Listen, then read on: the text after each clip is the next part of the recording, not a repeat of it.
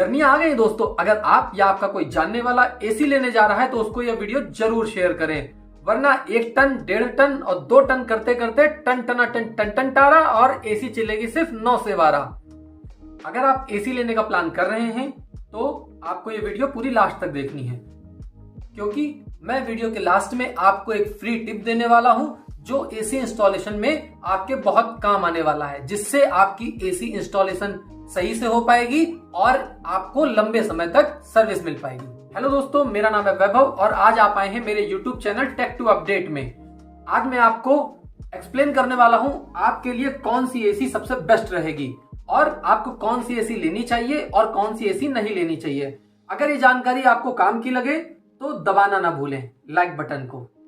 पहला पॉइंट है कि आपको कितने टन की एसी लेनी है और ये डिसाइड होगा आपके रूम की लोकेशन, उसके साइज और उसकी ऑक्यूपेंसी से। साइज से मतलब है अगर आपका रूम 110 स्क्वायर फीट तक है तो आपको सिर्फ 1 टन की एसी लेनी है, पर अगर आपके रूम का साइज 110 स्क्वायर फीट से ज्यादा और 165 स्क्वायर फीट के बीच में है तो आपको 1.5 टन की एसी लेनी है।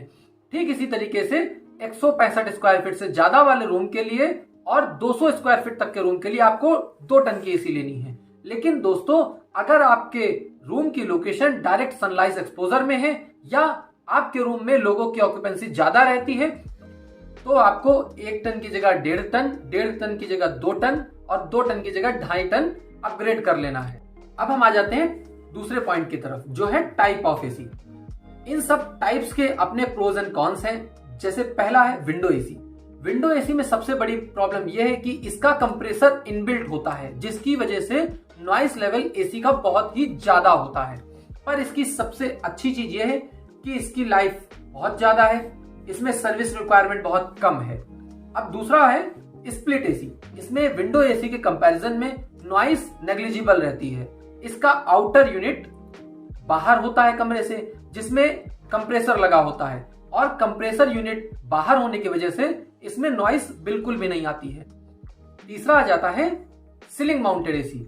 सीलिंग माउंटेड एसी आपको ज्यादातर बड़े बड़े शोरूम में या बड़े जगह पे आपको देखने को मिलेगा, जहां पे कस्टमर या पर्सन के लिए छत मैटर नहीं करती है। उनका फोकस दीवार पे रहता है, मतलब सामने रहता है, ऊपर नहीं। इसमें सबसे बड़ी प्रॉब्लम यह आती है कि समय के साथ इसकी सर्विसिंग मुश्किल होती है और इसमें पानी टपकने की समस्या बहुत ही नॉर्मल है। चौथी आ जाती है पोर्टेबल एसी। पोर्टेबल एसी अभी हाल ही में लॉन्च हुई है, उसको कुछ ही साल हुए हैं मार्केट में आए हुए। पोर्टेबल एसी को हम कहीं भी ले जा सकते हैं, इसमें कोई इंस्टॉलेशन वर्क नहीं होता है। इसको आप कहीं भी रख के कूलर की तरह यहां से वहां ले जा सकते हैं और यूज कर सकते हैं। पोर्टेबल एसी में आपको एक आउटर पाइप होता है जो आपको विंडो पे ले जाना होता है और इसको आप यूज कर सकते हैं। ये बहुत ज्यादा बड़े साइज में अभी नहीं आती है। और पोर्टेबल एसी की सबसे बड़ी प्रॉब्लम है सर्विसिंग, या अगर इसके किसी भी पार्ट में कोई प्रॉब्लम आई तो इसकी रिपेयरिंग। अभी अपने इंडिया में इसकी सर्विस इतनी ज्यादा अच्छी नहीं हुई है, इतने ज्यादा इंजीनियर्स अभी अवेलेबल नहीं है, ना इसके पार्ट्स अवेलेबल हैं। अगर आपको कोई भी रिपेयरिंग करवानी पड़ती है तो वो आपके लिए एक बड़ी सरदर्दी बनती है और पोर्टेबल होने की वजह से इसका लाइफ स्पैन भी बहुत कम हो जाता है। पांचवी और आखिरी टाइप आ जाती है हमारी सेंट्रलाइज्ड एसी, जो आपको सिर्फ मॉल्स वगैरह में या किसी बड़ी बड़ी बिल्डिंग्स में ही देखने को मिलता है। ये एक बड़े सेटअप पे लगती है और इसका इनिशियल सेटअप कॉस्ट भी बहुत ज्यादा हाई होता है। इन सब एसी टाइप्स में आपको एक चीज सबसे ज्यादा ध्यान देनी है, वो है कॉपर वायरिंग या एल्यूमिनियम वायरिंग। आपको हमेशा कॉपर वायरिंग की ही एसी लेनी है। एल्यूमिनियम वायरिंग की कॉस्ट तो आपको कम मिलेगी, पर इसमें दूसरे ड्रॉबैक्स भी हैं, जैसे हाई इलेक्ट्रिसिटी कंजप्शन और पावर कंजप्शन के अलावा कॉपर वायर की वाइंडिंग हमेशा लॉन्ग लाइफ रहती है, एल्यूमिनियम की लाइफ उतनी नहीं है। अब दूसरा मेन पॉइंट आ जाता है हमारा यूसेज। आपका एसी का यूसेज कितना है। अगर आपको एसी को बहुत थोड़ी देर के लिए यूज करना है तो आप लो स्टार रेटिंग की एसी ले सकते हैं, जिसकी प्राइसिंग भी कम होती है। पर अगर आपको एसी अपनी लॉन्ग टाइम के लिए रन करनी होती है, सुबह से लेकर रात तक रन करनी है या रात से लेकर सुबह तक या दिन रात आपको उसको रन करना है, तो आपको हाई स्टार रेटिंग की तरफ जाना चाहिए। इसकी इनिशियल कॉस्ट जरूर ज्यादा आएगी, पर हाई स्टार रेटिंग की वजह से इसमें एनर्जी कंजप्शन बहुत ही कम हो जाता है, जिसकी वजह से आपको इलेक्ट्रिसिटी का बिल ज्यादा नहीं पे करना पड़ेगा। लेकिन अगर आप लो स्टार रेटिंग में ज्यादा देर यूज करेंगे तो उसका इलेक्ट्रिसिटी का बिल बहुत ही ज्यादा आएगा। यूसेज में अब दूसरा सब पॉइंट आ जाता है इन्वर्टर एसी और non inverter AC. Inverter AC का मतलब ये नहीं कि हमारी एसी इन्वर्टर से चलने लगेगी। ये एक टेक्नोलॉजी है जिसका नाम कंपनी ने इन्वर्टर एसी और नॉन इन्वर्टर एसी दिया है। नॉन इन्वर्टर एसी में आपका कंप्रेसर ऑल टाइम रन करता रहता है। आप किसी भी टेम्परेचर पर एसी चलाएं पर आपका कंप्रेसर कॉन्टिन्यूअसली रन करेगा, जिसकी वजह से इलेक्ट्रिसिटी बिल ज्यादा बनेगा।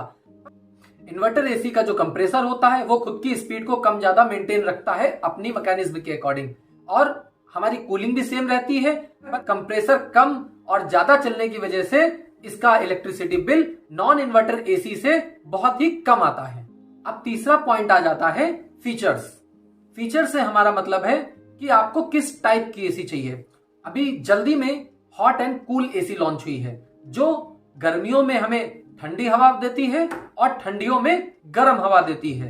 दूसरा है स्मार्ट एसी। स्मार्ट एसी को हम लोग अपने मोबाइल से दुनिया के किसी भी कोने से, अगर आपके घर में वाईफाई कनेक्शन है तो कहीं से भी इसको ऑपरेट कर सकते हैं। तीसरा है रेगुलर एसी। जैसा रेगुलर एसी आप लोगों ने आज तक देखी ही होगी, जो नॉर्मली हम लोगों के घर में पहले लगी होती थी। चौथा और सबसे जरूरी फीचर है कन्वर्टेबल एसी। कन्वर्टेबल एसी एक ऐसी एसी है जिसमें आप अपने 1.5 टन की एसी को अपनी जरूरत के हिसाब से आधे टन पे, 1 टन पे या 1.5 टन पे चला सकते हैं। मान लीजिए आपने 2 टन की एसी लगवाई है और आपके रूम की ऑक्यूपेंसी बहुत कम है और रूम आपका छोटा ही है, और आपने उसको इसलिए लिया है क्योंकि आपके रूम की ऑक्यूपेंसी ज्यादा रहती है। पर किसी दिन मान लीजिए आप उसमें अकेले हैं या 2 ही लोग हैं, तो उस 2 टन की एसी को आप सिर्फ आधे टन पे या 1 टन पे अपनी जरूरत के हिसाब से चला सकते हैं। यह फैक्टर हमारी इलेक्ट्रिसिटी बिल को बहुत ही ज्यादा कम करता है। कन्वर्टेबल एसी की एक खासियत यह भी है कि आप अपनी 1.5 टन की एसी को 1.8 मतलब 1.8 टन एसी की तरह भी अपग्रेड कर सकते हैं। मान लीजिए आपने 1.5 टन की एसी लगवाई है पर किसी दिन आपके रूम में ऑक्यूपेंसी ज्यादा हो गई है तो आप उसको अपग्रेड करके 1.8 टन एसी की तरह यूज कर सकते हैं। अब चौथे पॉइंट पे आ जाते हैं रिक्वायरमेंट।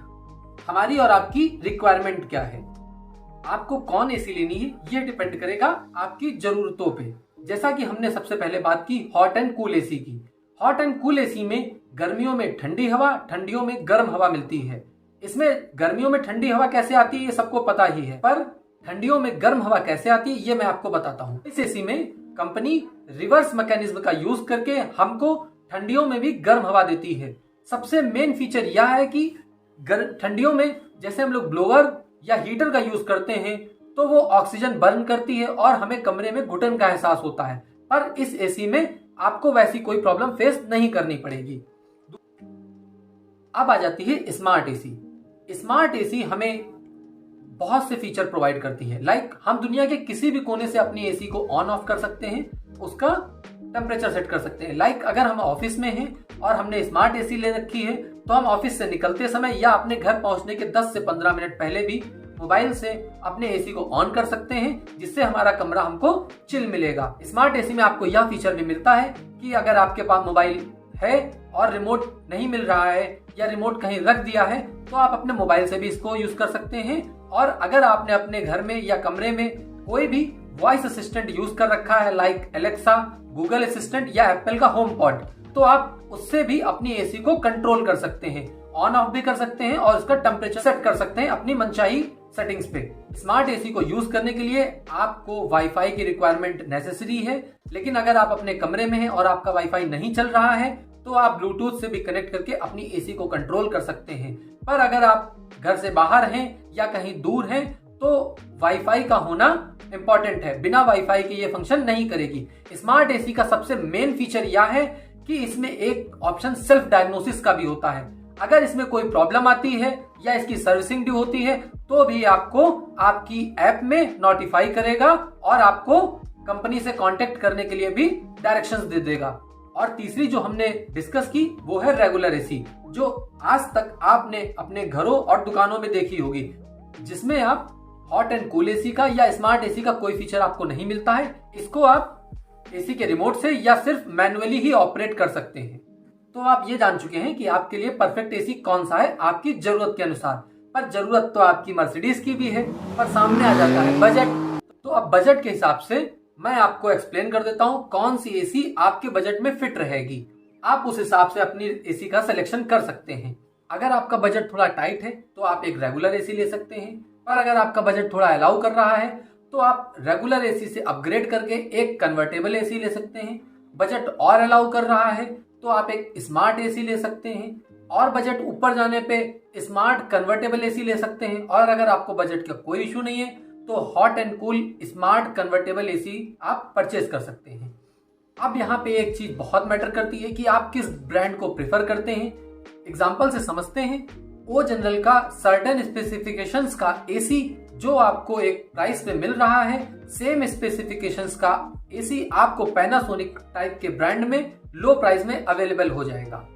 एग्जाम्पल में लिए हुए दोनों ब्रांड के नेम कोई रिकमेंडेशन नहीं है, मैं आपको सिर्फ ये सजेस्ट करना चाहता हूँ आप जो भी एसी परचेज कर रहे हैं उस ब्रांड की सर्विसेज आपको इजीली अवेलेबल हो जाए, और जो भी आप ब्रांड परचेज कर रहे हैं वो एक ट्रस्टेड ब्रांड होना चाहिए। आपको किसी लो ब्रांड में नहीं जाना है, क्योंकि लो ब्रांड में हो सकता है नए स्टार्टअप में आपको अभी तो सर्विसेज अवेलेबल हो जाए, पर इन फ्यूचर वो स्टार्टअप उनका फेल हो जाए और आपको उसकी सर्विसेज मिलना बंद हो जाए।